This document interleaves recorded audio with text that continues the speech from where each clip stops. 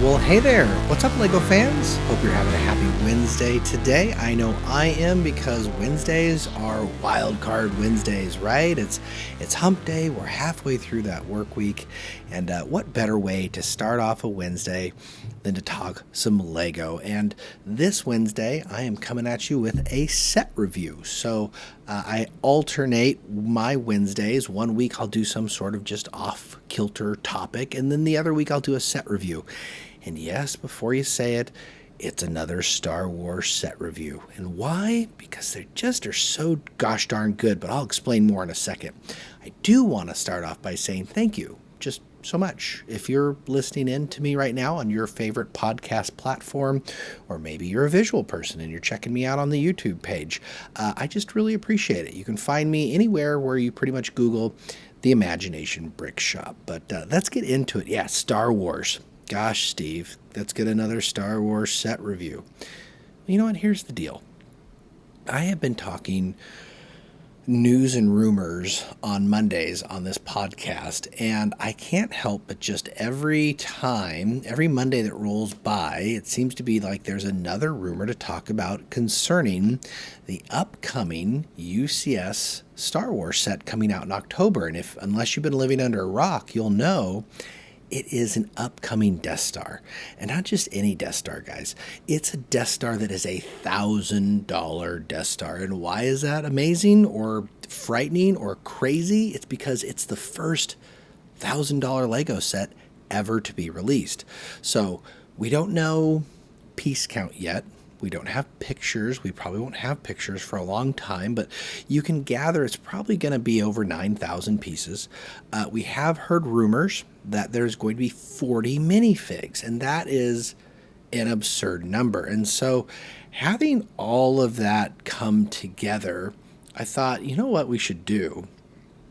We should get in our old time machine and just take a step back to the simple days when Lego constantly just retired every 2 years without fail, and we were guaranteed a new cool UCS set, and there were no unknowns in Lego, right?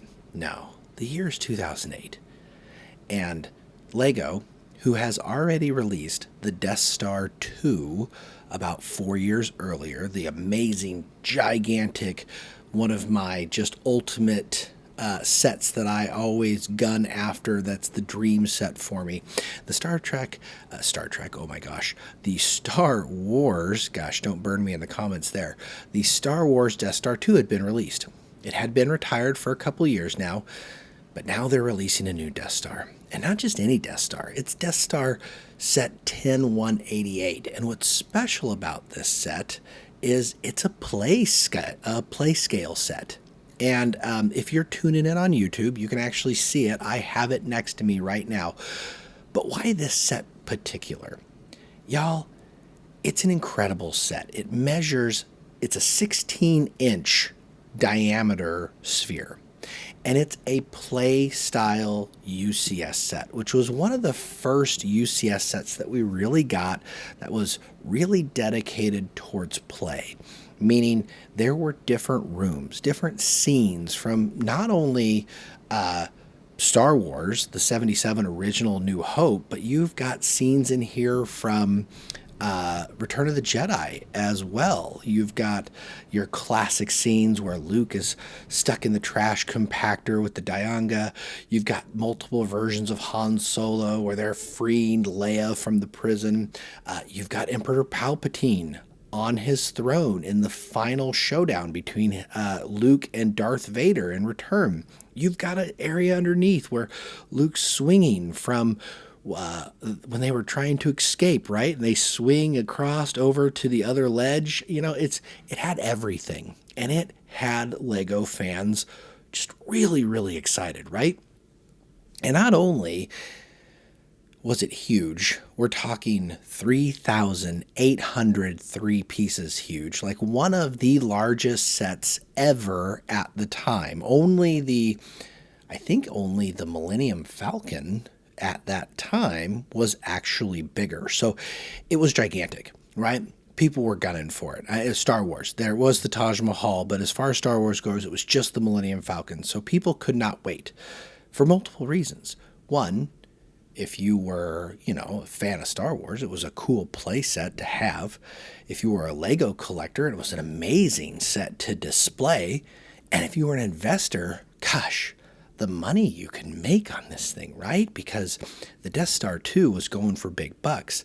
The Millennium Falcon was going for big bucks. By 2010, the Millennium Falcon, the original Millennium Falcon, the 10179 set, was going for $1,200, $1,300, and in a couple years after that was going upwards of like $2,000. So people are like, oh, this set's a win.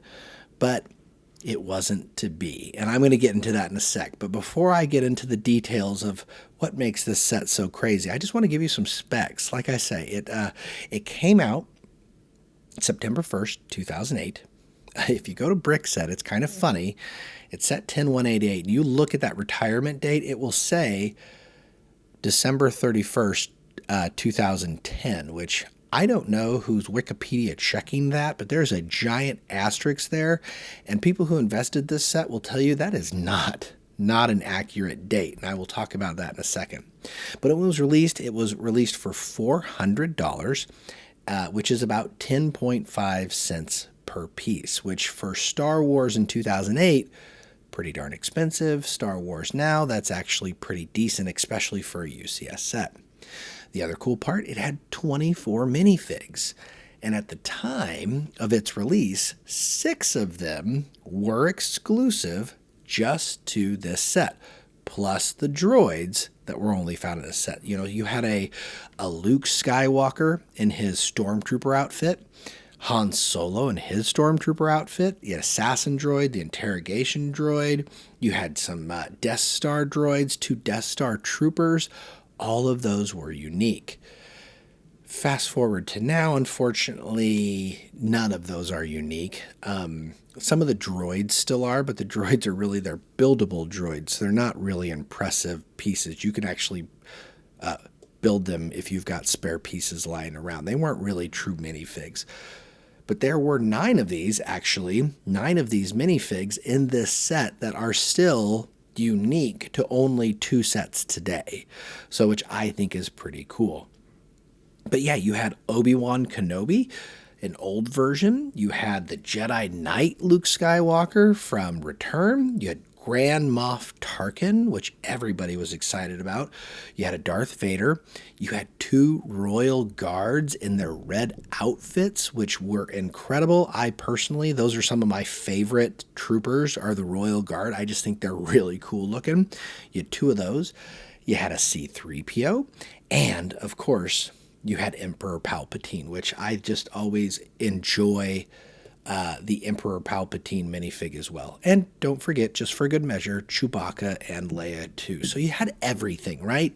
You had everything you wanted in a Death Star set. You even had a little tiny TIE Fighter room where the TIE Fighter could come off, and it's a little 3-inch by 4-inch TIE Fighter, and you could fly it around, right? So you could do whatever you wanted. As far as display goes, you had the giant laser gun, and it was a perfect focal piece for the front part of this set. The laser that destroys Alderaan. It just looked really, really nice.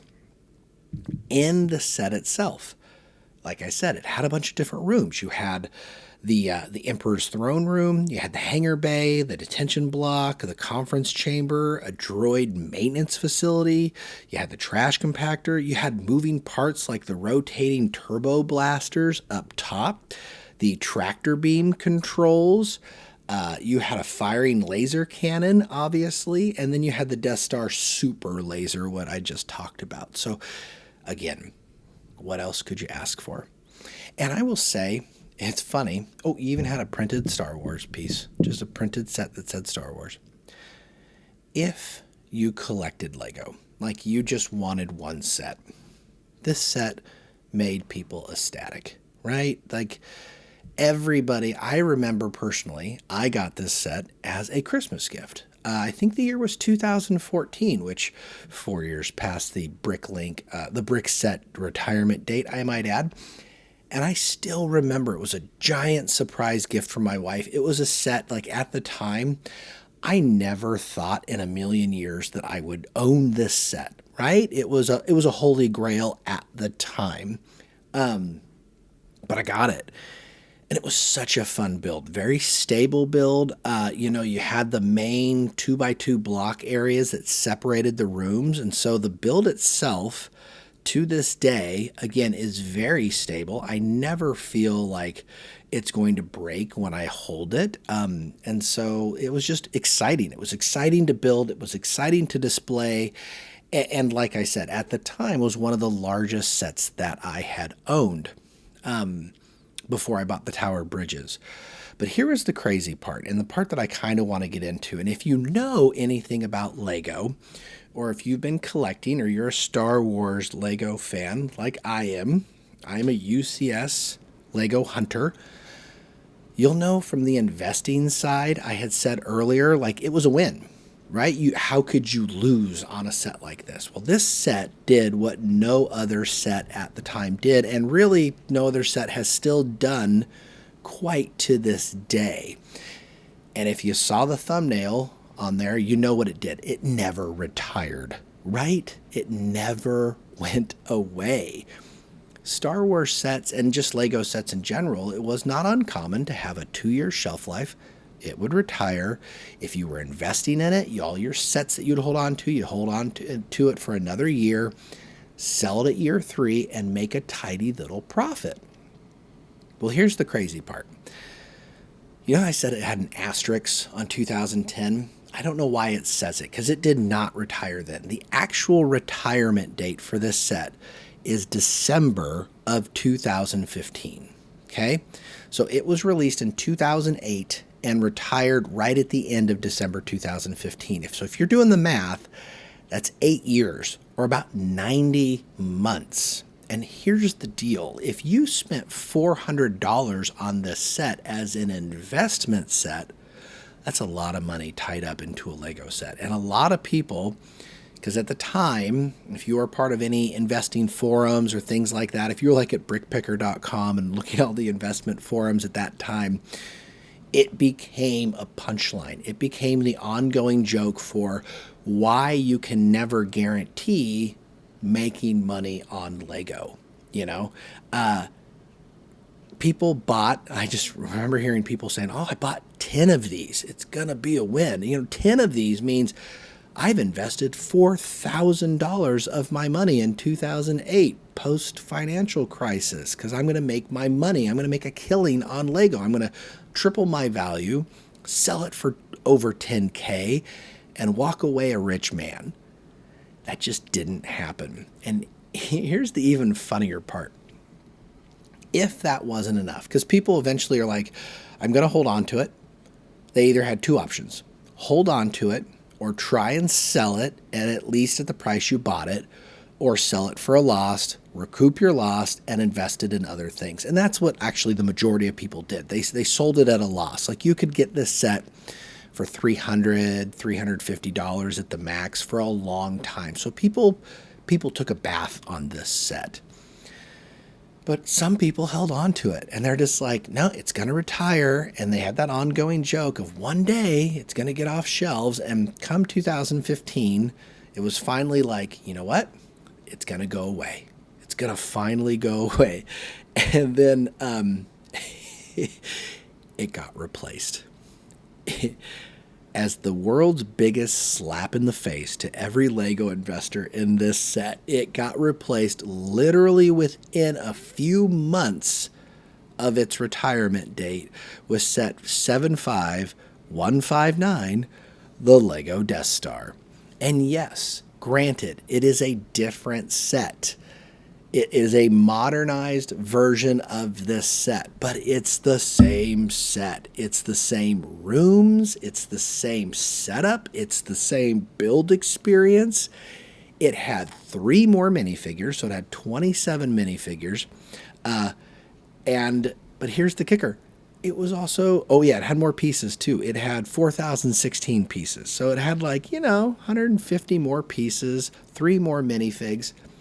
But in 2016, it was also $500. So you were going to spend $100 more on a modernized version of this set. So people still, if they had the 10188, the original version that I have next to me, they couldn't sell it because it artificially, that new set pushed down that price. And that set stayed on shelves from 2016 to when it finally retired in 2020, in the end of 2020. We're talking 2008 to after COVID, right? Like the beginning of 2021. That is a 12 to 13 year shelf life between these two sets that are essentially, let's be real, they're essentially the same sets. And so it's the world's biggest cautionary tale of investing in Lego. And but I love it. It's such a great set. Like, there are two arguments here, and it's such a, this set is shaped like an onion. Well, it acts like an onion too, because there are just so many layers to it. Because if you're a collector, you love this set. There's nothing wrong with this set besides that it's a little expensive. But as an investor, you hate this set. This set is just a stain on your portfolio. And if this one's not the stain, the new one's the stain, because it also had a long shelf life. And it was also kind of funny, honestly, if you think about it, a testament to how good this set really was. Like, most people will argue that as Lego goes, for what a playable large set should be, this is pretty much, you're looking at almost the pinnacle of what Lego could do. There are other sets that you could argue are maybe just as good, but at the time, there was nothing like it. And really, even 5-6 years later, there was nothing like it. You had the Ewok village. That was pretty cool, but it was a little bit more separated. It wasn't a condensed playable scene. It was one scene. It was the Ewok village, right? You could play with Ewoks in their village. That was it. This was all of the iconic scenes that everybody knew and loved and grew up with watching Star Wars, and we were only 5 years out from Revenge of the Sith. And so Star Wars, again, was still very much on people's minds, just like it is today, just in a different way. You were talking Clone Wars and things like that. And it was a crazy time. So, yeah, from a collector standpoint, chef's kiss, magnificent. From an investor standpoint, you probably just hate looking at it. But here's the funny part. If you had bought this set for $400 back in 2008, on today, for inflation, if you bought it today, $400 today is $577. This set is valued, if it's new in box, around $750. So, pure profit, if you had held on to this set from 2008 to today, you're making about $160. And then once you subtract fees and taxes and shipping, you're pretty much not making hardly anything. Congratulations. This is the largest set that people did not make money on. This bad boy. And then the Tower Bridge, which I refuse to talk about because that's the one I took a bath on. This one I just bought one. I only got one of these guys, and I was lucky to get that one. Funny fact, though, the new set, 7159, $500, it actually goes for more money. So if you're actually selling that new in box, it goes for like $850. And here's why. It is the superior set of the two. And it's all about the minifigs. It's not just that it's 3 more minifigs. It is you can tell 8 years in Lego in the world of minifigs is a huge time. And the minifigs there are just, they're nicer looking. They're more modernized. Definitely better printing. Better variety.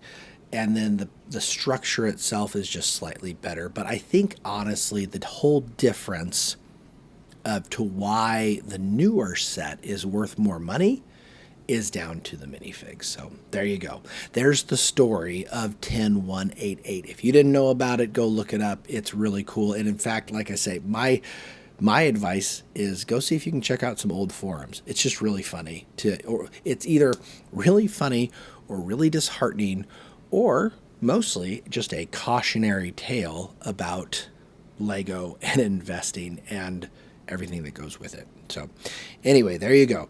Before I end, I do always like to rank the set as far as an overall rating. Okay. And when I rate on playability, displayability, build experience, and value. Okay. So here we go. Playability. I'm just going to tell you again, as I said before, there's nothing like it. There was nothing like it at the time. And it was, again, nothing like it for years. It's a 10 out of 10. Even to today, as far as a playable large set, the set holds up today, and we're talking, what's that, 17 years later. Displayability. I love it. It's gorgeous. It's a set. It's definitely always been a set that people are like, wow, because there's just so much to see. When you're done looking at one room that's full of stuff, then you turn it and you look at another room and you're like, oh yeah, I remember that scene. Oh, look, that's where they're doing this. Oh, look, Chewbacca's all got his handcuffs on like he's pretend getting arrested, just like in the movies. Oh, there's the trash compactor. Oh, it moves. Like, it was just fun, right? So displayability, 10 out of 10. Build experience. I got to be honest with you. It's been a decade since I have built this set. But I will tell you, I absolutely loved it. I just remember just enjoying the whole experience, just thinking how much fun and diverse it was, and just setting up all the little scenes. So I really enjoyed that. For build experience, I'm going to say it's a 10 out of 10. And then finally, value. It's a Star Wars set, guys. Any Star Wars set refuses to get a 10 out of 10 because Star Wars is expensive. And at 10.5 cents per piece back in 2008, it was a large buy-in still. Even by today's standard, anything over 10 cents isn't awesome. So I'm going to give the value a 9 out of 10. It's better than the 12.5 cents you get per piece now. But if you're doing the math at home, that is 3 10s and a 9. So overall, I would give this set a 9.8 out of 10. Arguably one of the coolest Star Wars sets I have. And we will see how it will compare and how it will live up to the upcoming Star Wars set. Because I got to tell you, I'm both excited and nervous because you're talking about the Death Star 2. In the original Death Star 2, is the ultimate display Death Star. In this Death Star 10188, this is the ultimate play Death Star. And I think they're going to be doing their best, at least they're going to try to do their best, to combine the two together to make this huge amalgamation of one giant displayable behemoth that is not only displayable, but playable. I mean, you can't have 40 minifigs and have it not be a playable set, but I think on the surface, it's going to look much more like Death Star 2, and it's just going to have things that like panels that you can take off and see the rooms or the scenes that you want to do. So it'll be interesting. We'll see. We'll just have to see how it goes, right? So anyway, I just, again, thank you so much for tuning in. I promise...